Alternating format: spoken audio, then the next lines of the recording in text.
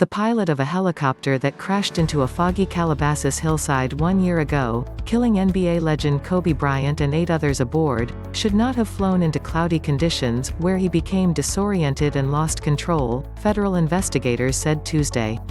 The National Transportation Safety Board determined the cause of the January 26, 2020, crash was Air Zobayan's decision to fly under visual flight rules in cloudy conditions, which resulted in his spatial disorientation and loss of control of the aircraft.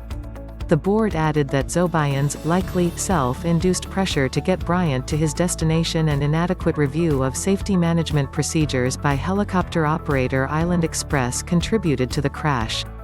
Flying under visual flight rules through cloud cover was legally prohibited, yet Zobayan continued his flight into clouds, NTSB Chairman Robert Sumwalt said. Zobayan, the NTSB noted, made a poor decision to fly at excessive speed in bad weather, and the helicopter was not in a controlled flight pattern when it crashed into the hillside near Las Virgenes Road and Willow Glen Street at 9:45 a.m.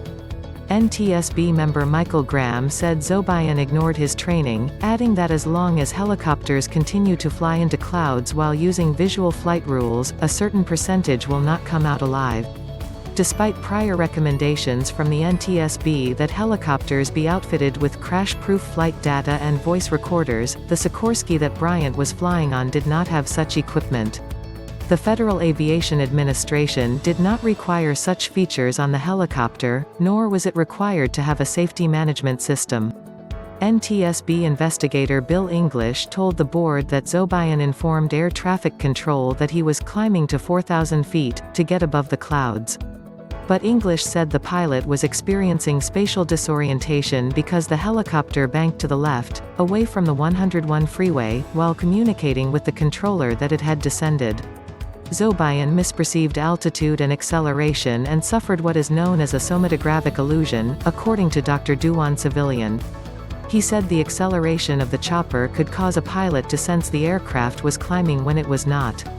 Our inner ear can give us a false sense of orientation, Civilian said, noting that a lack of visual cues while being surrounded by clouds worsens the problem and the pilot suffers what is known as the leans. Bryant and his daughter Gianna, along with several of her teammates, a few parents and coaches, took off shortly after 9 a.m.